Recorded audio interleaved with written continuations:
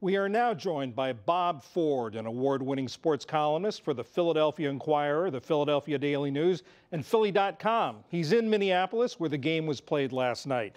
Bob, thanks for joining us.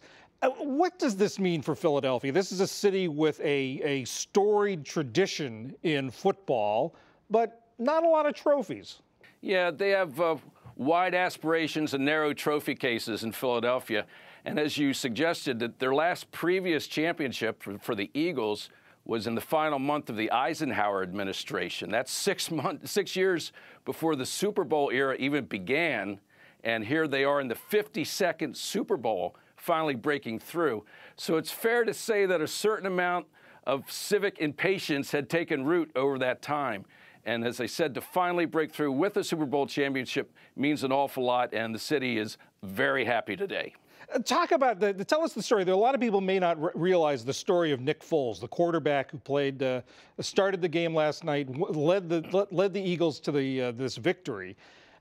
He's been a backup for a long time and actually contemplated retiring not too long ago. Yes, he was originally drafted in 2012 by the Eagles. Not a high draft pick. He was taken in the 3rd round, 88th overall. But I can guarantee you that none of those 87 taken ahead of him were MVP of the Super Bowl last night. And he had sort of a bounce around, a little bit of a career at the very start with the Eagles. He got a little bit of a chance to be the #1 guy, did very well for one season. Chip Kelly, then the coach, thought he wanted to go in another direction. He wanted a very mobile quarterback. Nick is not necessarily that. He was traded to the St. Louis Rams, did not do very well there, was brought in as a starter, lost the job, became a backup, bounced to the Kansas City Chiefs the next year, also as a backup, and did contemplate retirement. He said, you know, I just might hang it up. This isn't any fun. This isn't why I got into football. But he was lured back to the Philadelphia Eagles by Doug Peterson, who was an old friend of his, who had coached him before when he was first with the Eagles. And he said, you know what, I'm going to give it one more chance. And I think this is a place where I could at least enjoy the game, enjoy the people. There was certainly no idea that he was going to become a starting quarterback again. Eagles have a very, very fine young quarterback, second-year player Carson Wentz. But then, December 10th, he tore his ACL, and suddenly Nick Foles was in the spotlight again, John. And I remember a lot of the headlines were that the Eagles' Super Bowl hopes, or the playoff hopes, had died when Carson Wentz went out.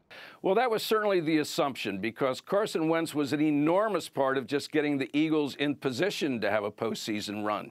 He had a wonderful season, perhaps maybe a most valuable player quality season. And Nick, as we know, had a very, very spotty history.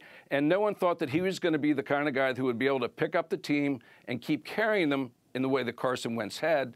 But I guess we were all in for a little bit of a surprise. And now you've got this quarterback who led his team to the Super Bowl championship and is very likely not going to be the starting quarterback next year. It's an odd circumstance that a guy who's the MVP of the Super Bowl doesn't necessarily have a starting job for the following season. You're correct. But Carson Wentz, who is the starter, is going to come back from that ACL knee surgery, and it's expected that he's going to be back by the start of the season. And Nick Foles will be back on the sideline wearing a baseball cap and applauding. He's under contract to the Eagles, so if they want to keep him around, they can. He doesn't really have a whole lot of choice there. But it is a really, really odd circumstance for someone who did what he did last night in the Super Bowl. And Bob, I guess this victory last night was fitting because they were not favored. They were going up against a team that had won the Super Bowl a number of times. But does it fit with sort of the underdog mentality of Philadelphia sports?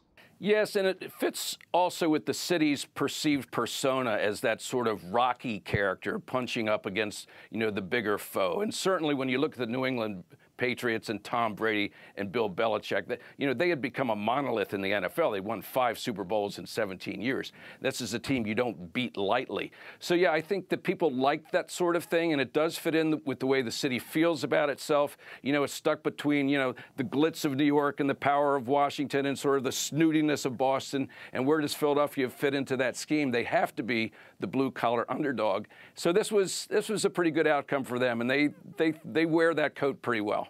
Big night for Philadelphia. Bob Ford of the Philadelphia Inquirer, Philadelphia Daily News, and Philly.com. Thanks for being with us. My pleasure, John.